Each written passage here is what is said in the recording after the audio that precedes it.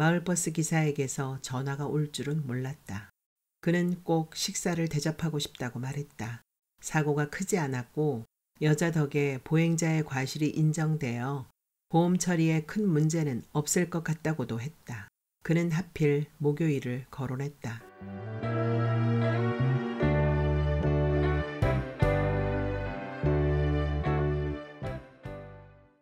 목요일에 만나요. 조혜진. 여자는 눈을 부비며 침대에서 몸을 일으켰다. 나무 그늘 아래서 잠이 든 소년이 잠에서 깨어나자 노인이 되어 있었다는 식의 이야기를 언젠가 읽은 적이 있는 것 같다. 사위는 어두웠다. 나방 한 마리가 들어와 어두운 방에 허공을 날아다녔다. 잠이 덜 깬 탓에 조금은 비틀거리는 걸음으로 여자는 천천히 거실로 나가 냉장고 문을 열었다. 냉장고는 텅 비어 있었다. 지난주 홍천으로 가기 전 냉장고 안에 들어있던 음식을 모두 내버린 뒤 플러그까지 빼놓은 것이 그제야 기억났다. 주섬주섬 플러그를 찾아와 콘센트에 꼽으니 늙은 냉장고는 플럭 큰 기침을 한번 하고는 금세 청년으로 변해 윙 경쾌한 소리를 내며 돌아가기 시작했다.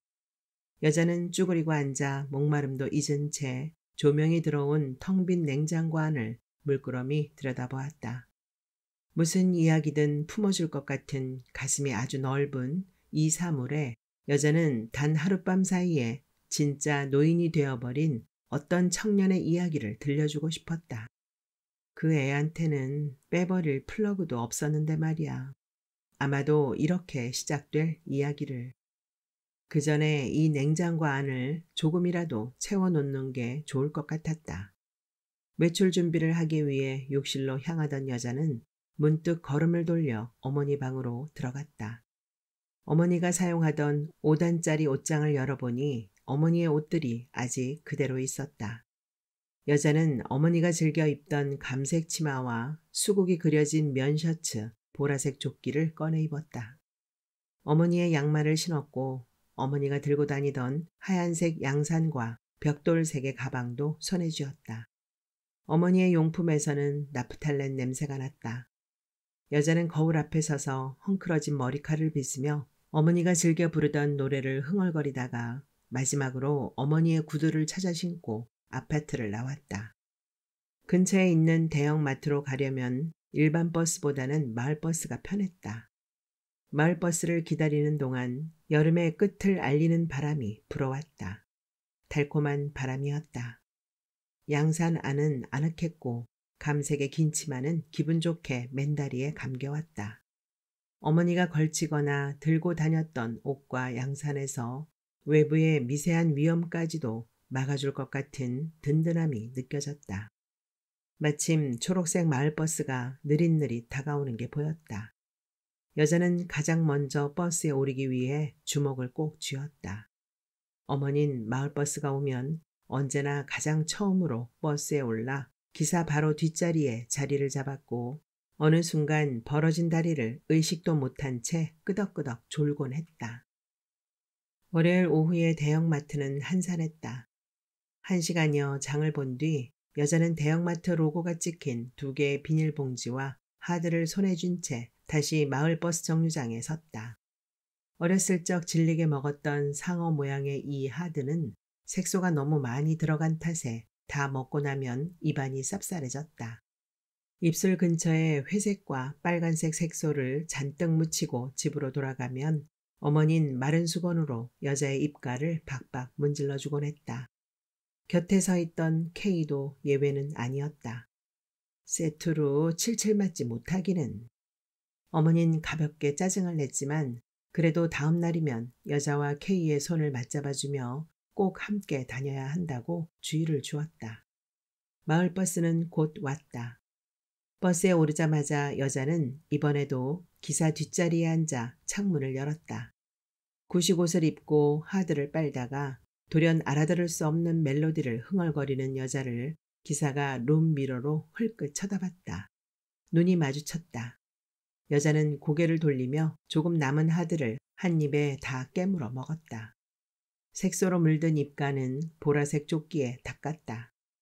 대형마트에서 네 번째 정거장을 지날 때 마을버스는 급정거를 했다. 작은 횡단보도 앞이었다. 비명소리가 들려왔다. 횡단보도 옆으로 자전거 하나가 나뒹굴었고 기사는 운전대에 고개를 파묻었으며 신호등은 여전히 빨간색이었다. 횡단보도 근처로 사람이 몰려들자 그제야 기사는 아주 느린 동작으로 운전석에서 나와 승객들을 향해 돌아섰다. 여자는 젊은 버스 기사의 건강한 두 다리가 맥없이 흔들리는 것을 물끄러미 쳐다보았다. 창백해진 얼굴로 온몸을 떨고 있던 기사는 한참 뒤에야 울먹이듯 소리를 내질렀다. 분명히 빨간불이었어요. 누가 좀 도와주세요. 누가 좀 도와주세요. 사고 직후 K도 가장 먼저 저렇게 외쳤을까? 그 일 이후 K는 끊임없이 떠나고 싶어 했다. 어딘가에 중요한 가방이나 서류를 놓고 온 사람 같았다. 떠나지 못한 K는 소파에서 장롱 속에서 심지어 욕실의 거울 속에서 자주 무언가를 중얼거렸다. 이렇게 기도하는데, 이렇게까지 하는데 왜 호전되지 않지? K는 절망했다. 절망의 크기만큼 기도의 시간도 길어졌다. 아무래도 진짜 기도를 하러 가야 할 것 같아. K가 그런 말을 했던가. 여자는 기억나지 않는다.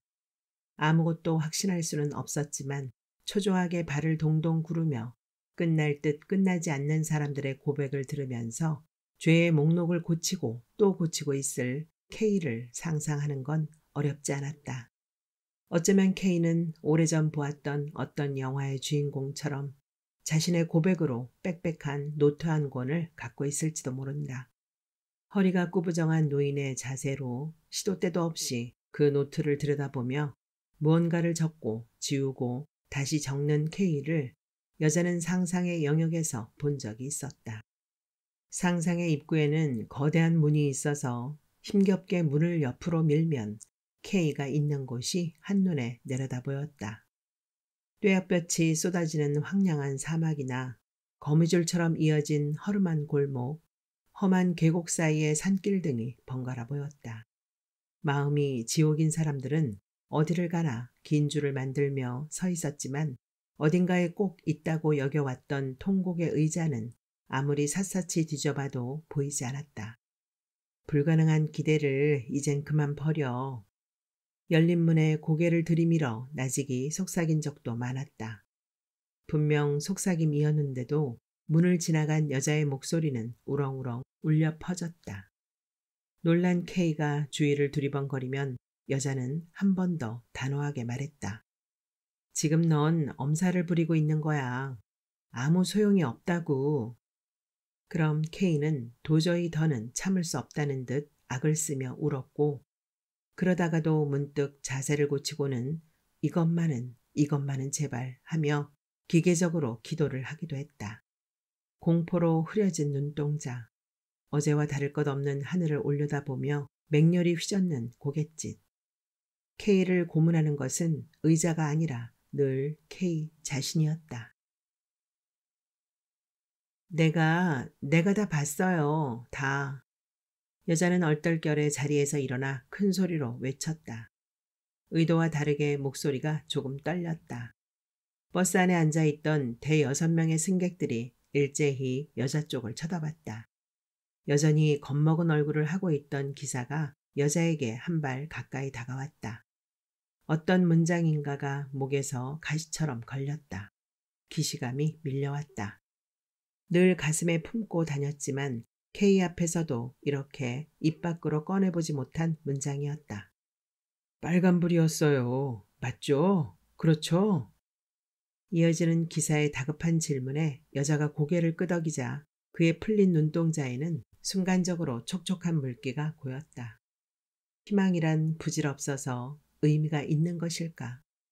K는 어땠을까? K도 그 새벽에 인적 드문 국도에서 희망을 찾았을까? 저렇게 한 방울의 눈물이 배어 나오도록 간절하게. 앰뷸런스와 경찰차가 오기 전까지 뒤집혀진 승용차 안에서 철철 피를 흘리며 의식을 상실해 갔을 조수석의 어머니를 꼼짝없이 지켜보면서도 K가 희망을 품었다면 대체 그 희망이란 무슨 의미가 있다는 것인지 알 수 없었다. 끔찍한 배반을 이미 품고 있는 미래를 감히 예상도 하지 못한 채 K가 그렇게 가짜의 방식으로 위로받은 게 사실이라면, 정말 그랬다면 진실에 눈멀게 하고 이성적인 사고를 불허한 그 부질없는 위로의 순간을 여자는 영원히 용서하지 못할 것 같다고 생각했다. 경찰서에는 버스기사와 여자, 그리고 사고를 당한 아이의 부모와 보험회사 직원들이 모였다. 아이는 의외로 크게 다치지 않았다. 가벼운 타박상과 찰거상 정도였다. 여자는 몇 번에 걸쳐 신호등에 대해 진술한 뒤 밤이 되어서야 경찰서를 나올 수 있었다. 허기가 졌다. 부지런히 걸어가 아파트에 도착했을 때 201호 우편함에 끼워져 있던 엽서 하나가 여자의 시야에 들어왔다. 여자는 우편함에 선 채 한참 동안 그 엽서를 들여다봤다. 주황색 승복을 입은 동자승이 석양을 바라보고 있는 사진이 인쇄된 엽서였다. 엽서에는 이번에도 단 한 줄의 문장뿐이었다. 엽서를 가방에 넣고 계단을 오르는데 다리가 자꾸만 꺾였다. 지난주 홍천에 갔을 때가 생각났다. 아니, 그날 새벽에 보았던 고독한 외길이 선명하게 눈앞에 그려졌다. 처음부터 계획을 하고 떠난 여행은 아니었다. 다만 그날 아침 의사로부터 인공호흡기 제거에 대한 제안을 들었을 뿐이다. 선례가 있으니 절차가 복잡하진 않을 거라고 의사는 조심스럽게 말했다. 여자는 의사 뒤편의 달력을 뚫어지게 쳐다보다가 무심한 목소리로 K가 돌아온 뒤에 결정하겠다고 대답했다. 의사는 몹시 어려운 문제이긴 하다며 얼버무렸고 더 이상 아무것도 강요하지 않았다. 여유가 느껴지는 인상 좋은 의사였다. 홍천에 도착해서는 펜션에 방을 얻어 밀린 숙제를 하듯 이틀 내내 잠만 잤다. 3일째 밤에 꿈을 꾸었다. 롱숏을 잡는 카메라 같은 시선은 먼 곳에 있었지만 초점이 맞춰진 곳엔 여자 자신이 있었다. 여자의 시선은 조금씩 침대에 무력하게 누워있던 자신에게로 다가갔다. 초점을 맞춰보니 이미 자줏빛 시반이 불길하게 퍼져있는 시체였다. 여자는 황급하게 카메라를 끈 뒤 단박에 이불을 박차고 일어났다. 이미 동이 터 있었다. 펜션의 창문을 여니 뿌연 물 한 개가 피어올랐고 산등성이를 향해 뻗어있는 외길 하나가 희미하게 실루엣을 드러냈다.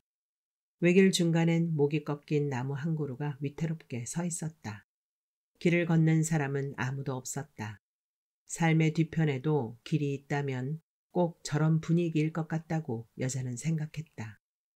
그렇다면 숨은 쉬고 있으나 의식이 없는, 장기는 움직이지만 머릿속은 까맣게 타버린 어머니는 지금쯤 못 꺾인 나무가 서 있는 지점 정도를 걸어가고 있는 중일지도 몰랐다.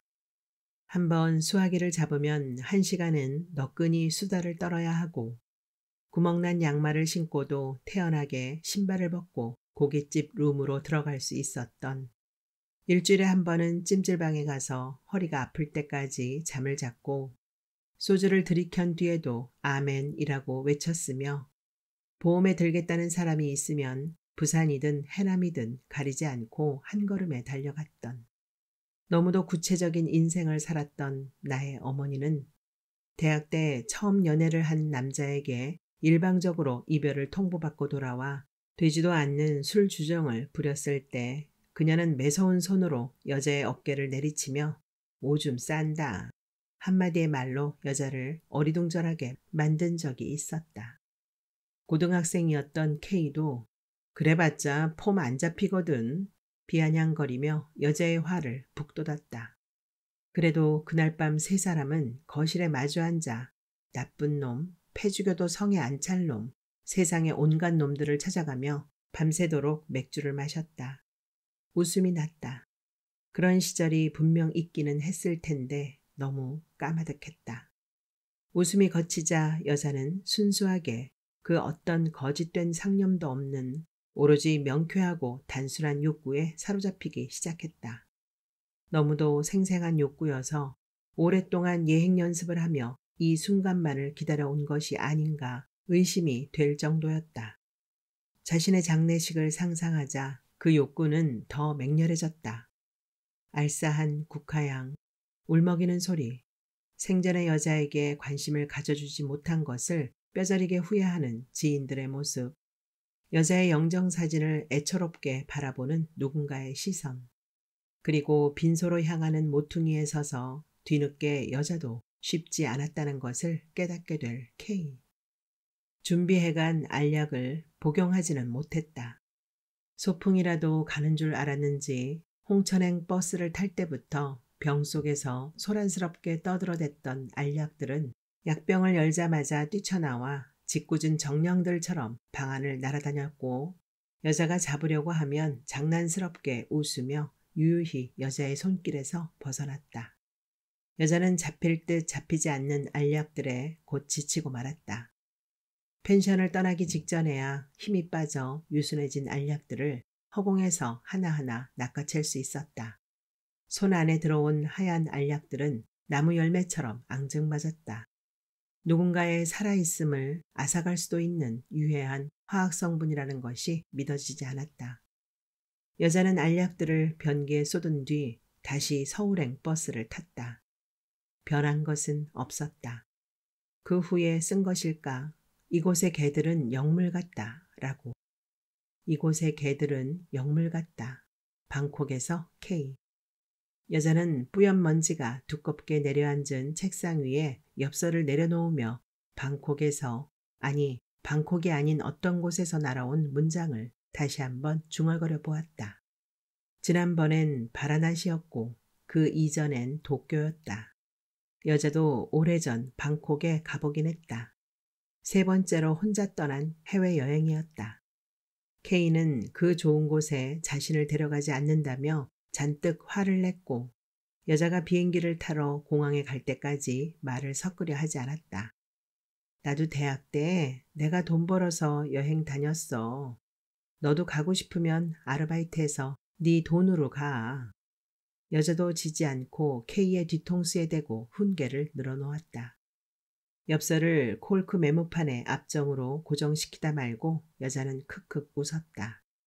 K라면 어쩐지 영물 같은 개들과 이 세상에는 없는 아마도 멜론 향이 나는 초록빛의 언어로 대화를 나눌 수도 있을 것 같았다. 콜크 메모판엔 이제 3개의 엽서가 모였다. 도쿄와 바라나시 그리고 방콕으로부터 왔다고 밝힌 엽서들이었다. 마트에서 사온 식료품으로 대충 저녁을 해먹은 뒤 여자는 어머니의 옷을 입은 채 침대에 누웠다. 휴대폰이 울린 건 막 잠들 무렵이었다. 마을버스 기사에게서 전화가 올 줄은 몰랐다. 그는 꼭 식사를 대접하고 싶다고 말했다.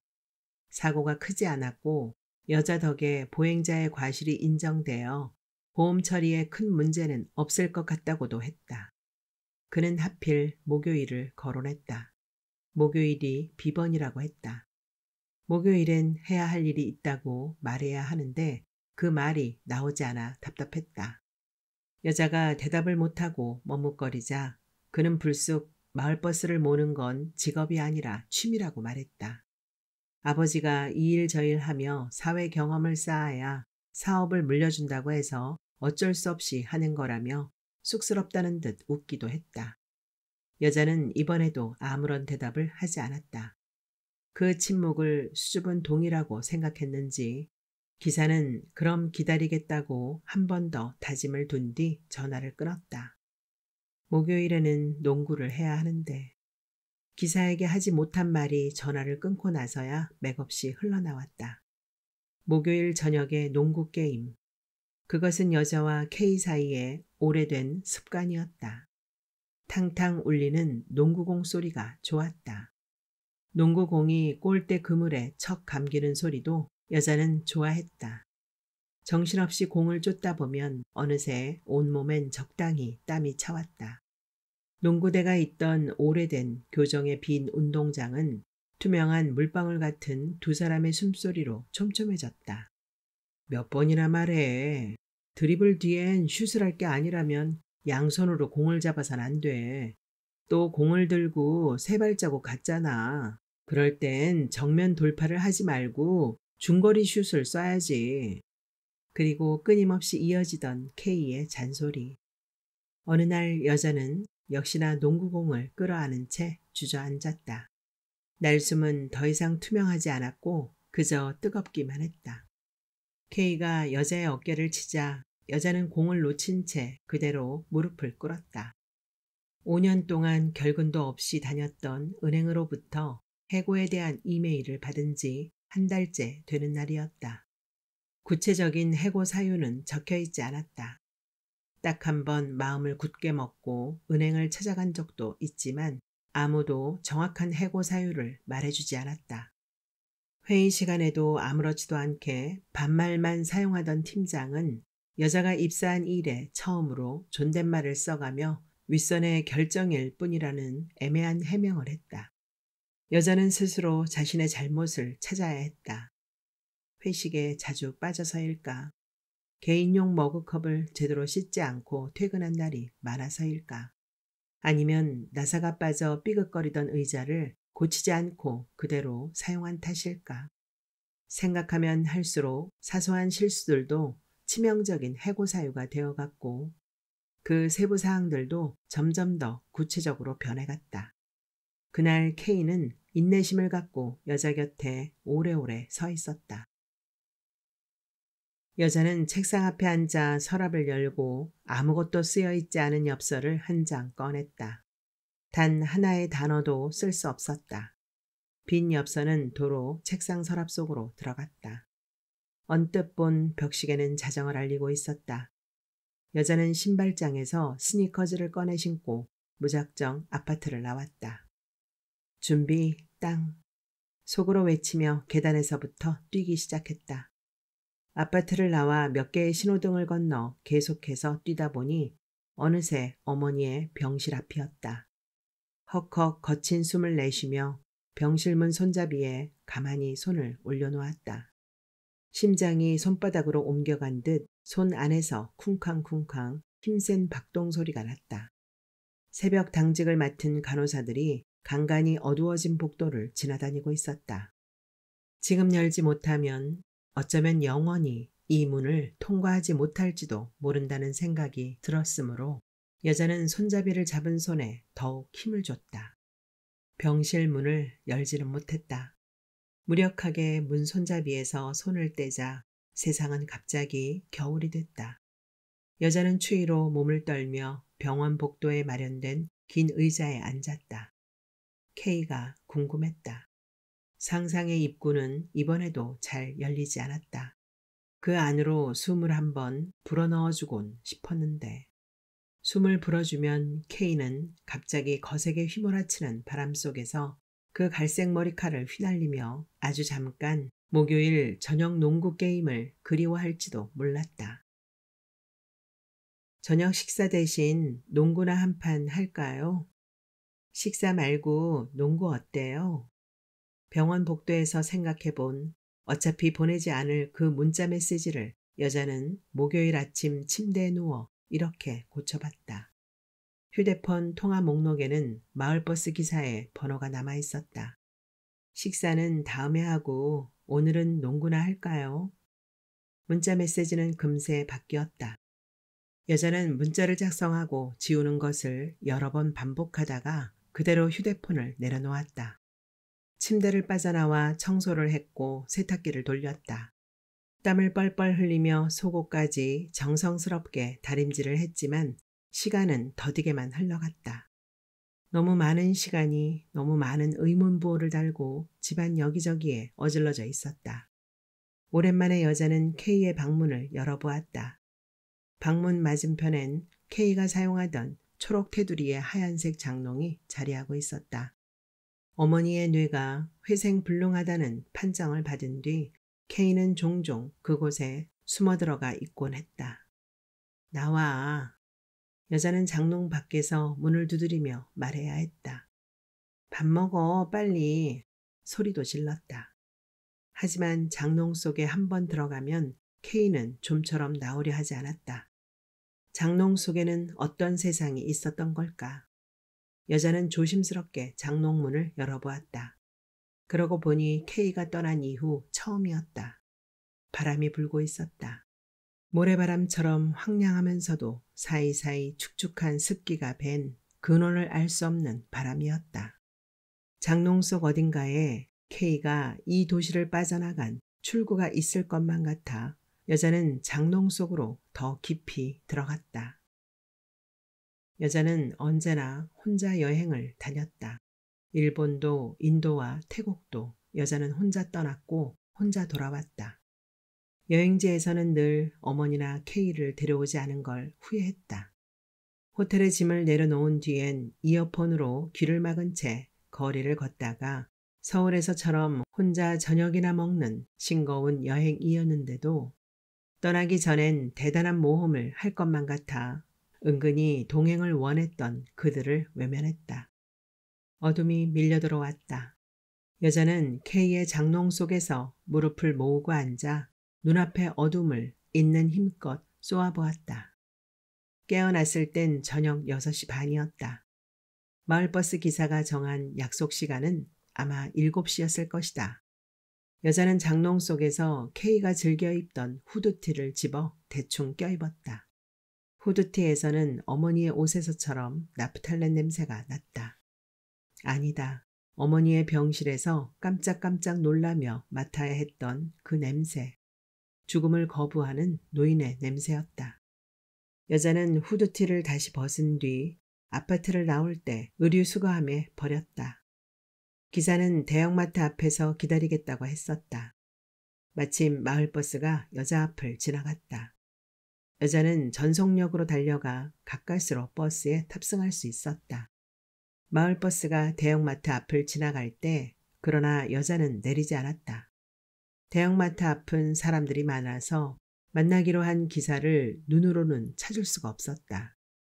여자는 대형마트 다음 정거장에서 하차한 뒤 길을 건너 다시 똑같은 번호의 마을버스를 탔다. 이번에도 기사를 찾아낼 수 없었다. 이럴 줄 알았으면 무슨 색 옷을 입고 올 거냐고 물어볼 걸 그랬다는 후회가 밀려왔다. 하긴 옷 색깔을 알았어도 기사를 알아보기는 힘들었을 것이다. 여자는 기사에 풀린 눈동자만이 어렴풋이 기억날 뿐 그의 얼굴은 이미 까맣게 잊고 있었다. 4번째로 마을버스를 탔을 때 청바지 주머니에 넣어두었던 휴대폰이 울렸다. 벨 소리는 딱 3번 울린 뒤 끊겼다. 쉽게 포기할 줄 아는 사람이었다. 여자는 문득 마을버스 기사가 어떤 사람일지 궁금해졌다. 사업한다고 하면 누가 좋아할 줄 알았어요. 남의 목요일을 망쳐놓고 젠장. 혹시라도 식사를 하게 되면 후식으로 커피나 녹차를 마실 때 아무 감정도 싣지 않은 목소리로 뇌까리려 했던 말들이 입안에서 굴러다녔다. 이제는 아무 소용이 없어진 지워버린 문자 메시지만큼 공허한 문장이었다. 5번째로 마을버스에 탄 이후엔 더 이상 대형마트 앞을 관찰하지 않았다. 마을버스는 S은행에서 회차하여 여자가 사는 아파트 쪽으로 다시 이동했다. 버스 내 안내방송이 C중학교 앞이라고 알려줄 때에야 여자는 정신을 차리고 벨을 누른 뒤 버스에서 내렸다. C중학교로 가기 전 여자는 아직 문을 연 문구점에 들러 농구공 하나를 샀다. 바닥에 튕겨보았다. 소리가 좋은 공이었다. C중학교 운동장에는 몇몇 아이들이 자전거를 타거나 야구를 하고 있었다. 농구 골대가 있는 곳에서도 서너 명의 아이들이 파울, 나이스, 슛 등을 외치며 뛰어다녔다. 여자는 축구 골대 근처에서 조용히 드리블을 하다가 패스, 나지기 소갯말을 한 뒤 아무도 없는 정면에 휙 던져보았다. 떠난 공은 되돌아오지 않았다. 스탠드 구석에서는 버려진 새끼 고양이가 비를 맞은 새처럼 연약하게 울고 있었다. 여자는 무언가에 화가 난 사람처럼 연갈색의 고양이를 노려보다가 공을 찾지도 않은 채 큰 걸음으로 운동장을 빠져나왔다. 아파트에 도착하니 우편함에는 또 다른 엽서가 와 있었다. 엽서를 보지는 않았지만 여자는 이미 거기 적힌 문장을 외우고 있었다. 앙코르와트 사원에 있는 나무들에는 잎이 있다. 시엠레아프에서 K. 캄보디아는 은행에서 해고된 뒤 간 곳이었다. 네 번째 엽서를 콜크 메모판에 고정시킨 뒤 주방에서 뜨거운 커피를 끓이고 있는데 휴대폰이 또 울렸다. 머그에 물을 붓던 여자는 경직된 자세로 뒤를 돌아봤다. 휴대폰은 침대 아래 바닥에 놓여 있었다. 휴대폰을 집어와 조심스럽게 통화 버튼을 눌렀다.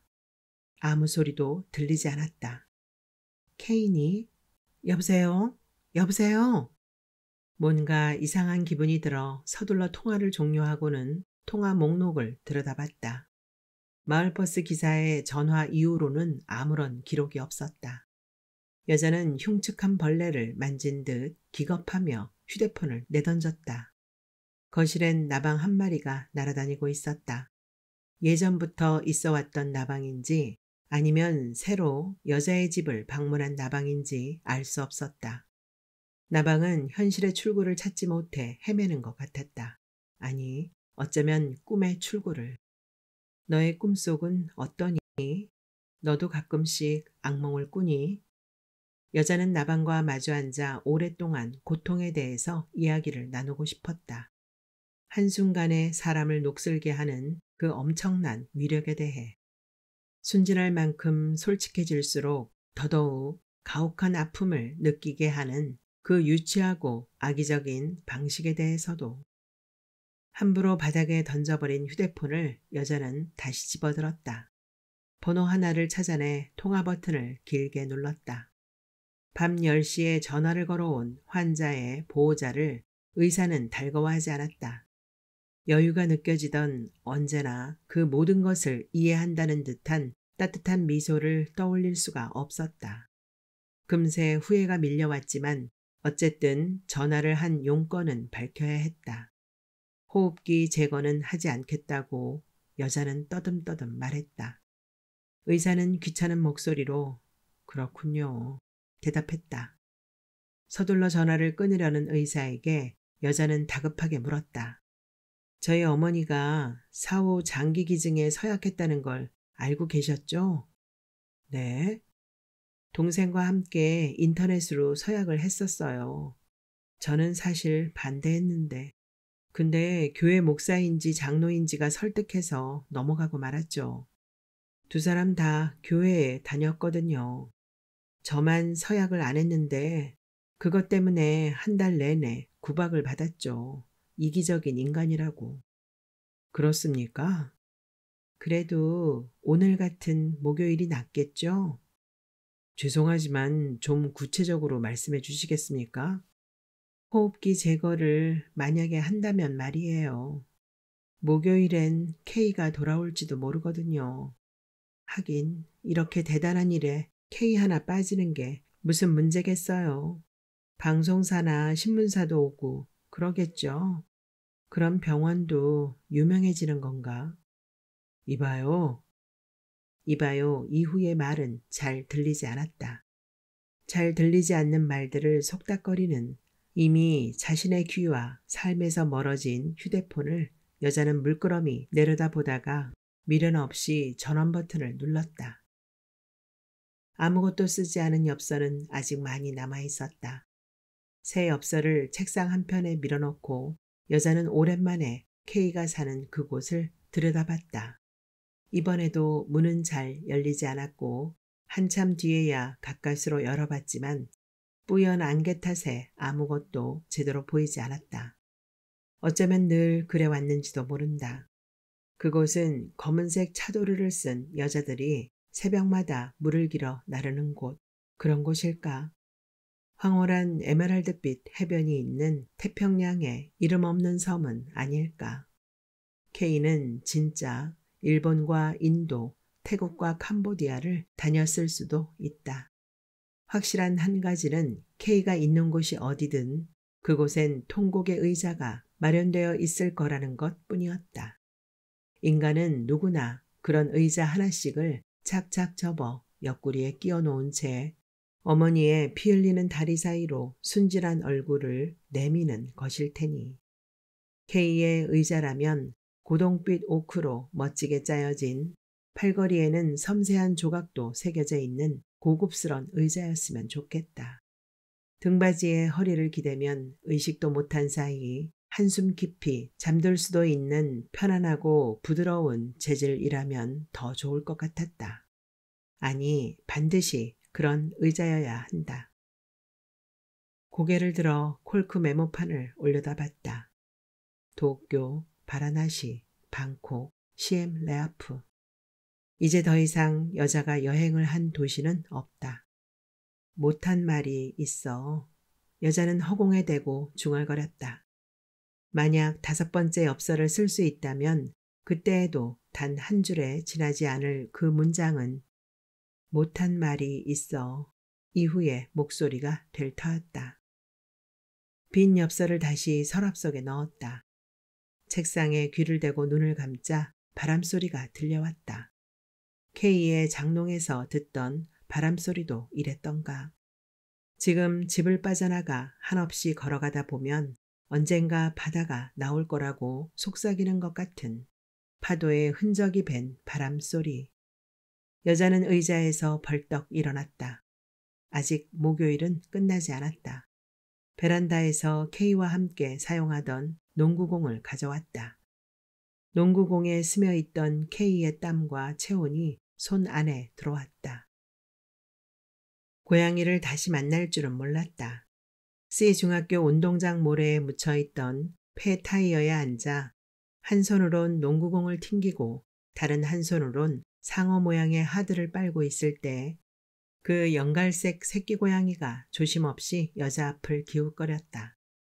여자는 농구공을 다리 사이에 끼워 놓고 최대한 부드러운 목소리로 야옹아 불러보았다. 고양이는 느리게 여자에게 다가왔다. 손을 뻗어 고양이를 안았다. 내장을 감싸고 있는 작은 뼈가 손가락 끝으로 느껴질 만큼 굶주린 고양이였다. 어디 갔다 왔니? 고양이의 등에 볼을 부비며 여자는 울먹이듯 물었다. 고양이는 이내 야옹 고양이다운 소리로 대답했다.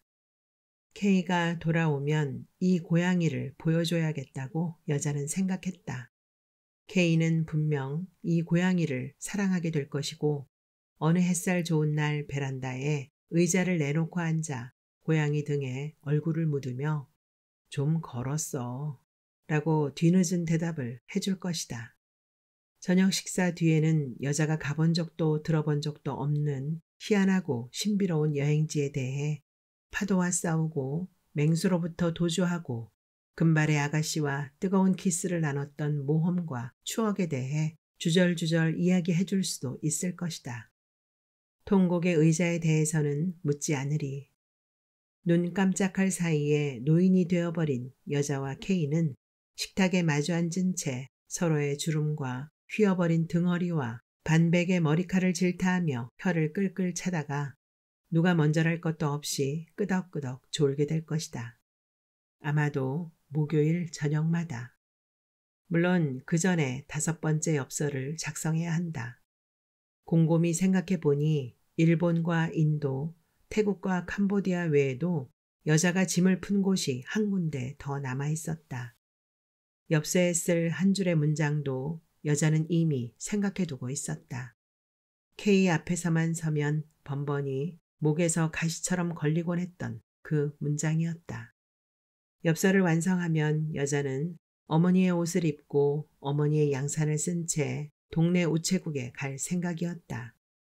첫 번째 엽서는 병원 근처 우체국에서 보냈고 2번째 엽서는 기억나지 않으며 3번째 엽서는 홍천에서 돌아오는 길 소읍의 우체통에 넣었다.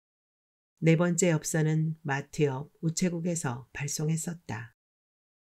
우체국에 가기 전 여자는 전등 하나를 켜놓고 책상에 앉아 허리를 굽은 채 오래오래 쓸 것이다. 이번만큼은 K에게 향하는 진짜 엽서를. 못한 말이 있어. 속삭인 뒤 숨을 한번 깊이 들이켜고 나서 너의 잘못이 아니야. 서울에서 누나가.